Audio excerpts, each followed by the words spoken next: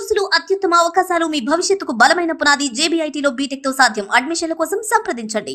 నాయకత్వాన్ని తెలంగాణ నుంచి మనం అందించగలము, కానీ మనకు స్పష్టత ఉండాలి. మనం ఏ దానికోసం కొట్లాడుతున్నాం, ఎందుకోసం కొట్లాడుతున్నాం. దయచేసి ఉపాధ్యాయ సంఘాల నుంచి ఇక్కడికున్న నా మిత్రులే, నేనేం కార్పొరేట్ స్కూల్లో చదువుకోలే, నేను గవర్నమెంట్ బడిలోనే చదువుకున్నా. నేను మొన్న కొత్తకోట పోయినప్పుడు చెప్పిన, గవర్నమెంట్ స్కూల్లో చదివితే ఏమవుతావు అని ఎవరన్నా అడిగితే తెలంగాణకు ముఖ్యమంత్రి అవుతా అని చెప్పమని. అయినా కదా కొండారెడ్డిపల్లి గవర్నమెంట్ స్కూలు, తాండ్రలనో వనపర్తిలో గవర్నమెంట్ స్కూల్ విద్యార్థి తెలంగాణ రాష్ట్రానికి ముఖ్యమంత్రి అయింది కదా. మీకు గౌరవం తగ్గే పని అయితే ఒక్కటి కూడా చేయలే కదా. చేసినా మీరు ఆశించినంత మేరకు వేళ చేసినా లేదా అంటే భిన్నాభిప్రాయాలు ఉండొచ్చు. ఏ అనుభవం లేకుండానే నేను ఆ గతంలో ఏ మంత్రి చేయలే, అనుభవం లేకపోయినా 30 నెలల నుంచి తెలంగాణ రాష్ట్రాన్ని అయితే కలగాపులగం అయితే చేయలే కదా. జాగ్రత్తగా నేను నడుపుతున్నా కదా.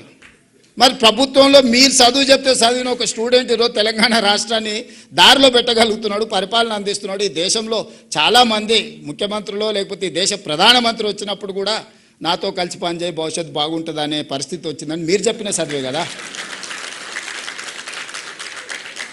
నేనేం వేరే బయటికి పోలే కదా. ముఖ్యమంత్రి అయినాక పోయినా హార్వర్డ్ యూనివర్సిటీకి పోయినా. ఆ చదువు ఎట్లుంటుందో చూద్దాం మా గవర్నమెంట్ బడి కంటే అని. కానీ మీరు ఇచ్చిన ఫౌండేషనే అక్కడ నాకు పనికొచ్చింది. నేను కూడా రీసెంట్గా ఎగ్జిక్యూటివ్ ఎడ్యుకేషన్ కోసం హార్వర్డ్ పోయి వచ్చిన. ఈ దేశంలో నాకు తెలిసి మరి ఎవరైనా ముఖ్యమంత్రులు పోయినో పోలేదో నాకు తెలియదు, పెద్దలు కేశవరావు గారు చెప్పాలా.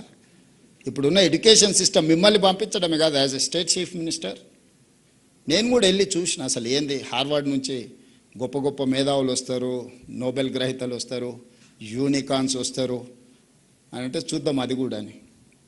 మీరు ఎట్లయితే 5 రోజులు మార్నింగ్ టు ఈవినింగ్ ఉందో same exact morning 9 to evening 7, 5 days continuous, ½ an hour lunch break, కంప్లీట్గా కూర్చొని వచ్చిన క్లాస్లో నేను.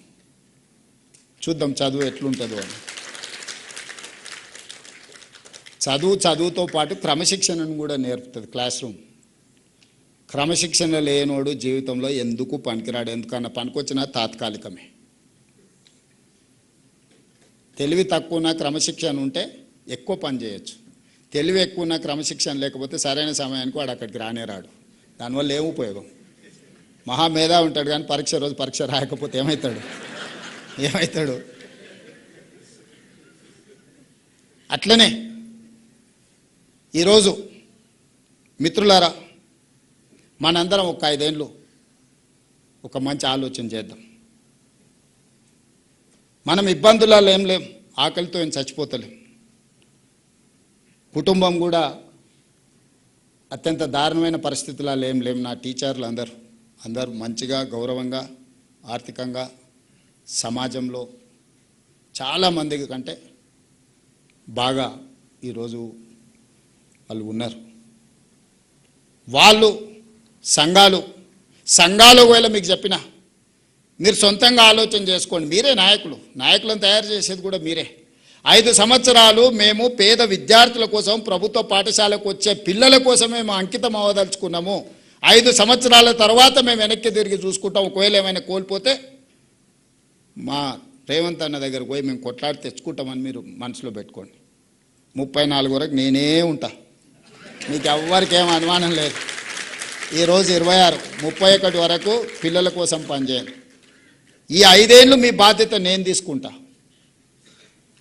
మీరు అడగకుంటేనే మీ సమస్య జెన్యూన్ ఇష్యూస్ ఏమున్నా 6 నెలలకోసారి ఒక ½ డే మీ సంఘాలను మీ నాయకులను పిలిచి కూర్చోబెట్టి క్వాలిటీ డిస్కషన్ చేసి చీఫ్ సెక్రటరీ కానీ ఎవరికైనా అంతెందుకు 2 విషయాలు మీతో పంచుకోదలుచుకున్నా.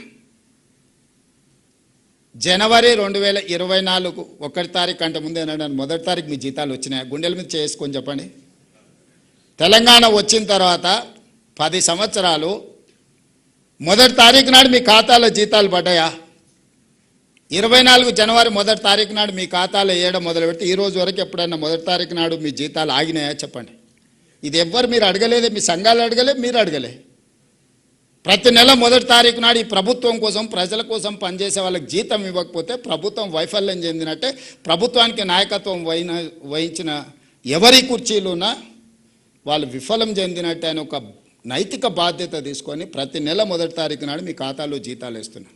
మీ పిల్లల చదువుల కోసం మీ ఇళ్ళ కోసం లోన్ తెచ్చుకుంటే మీ చెక్స్ డిజైనర్ అయి మీ సిబిల్ స్కోర్ పాడైపోయి మండి పద్దుల కింద మీ ఖాతాలు మారి బ్యాంకుకి వెళ్తే మీకు అప్పు పుట్టని పరిస్థితి ఉండే.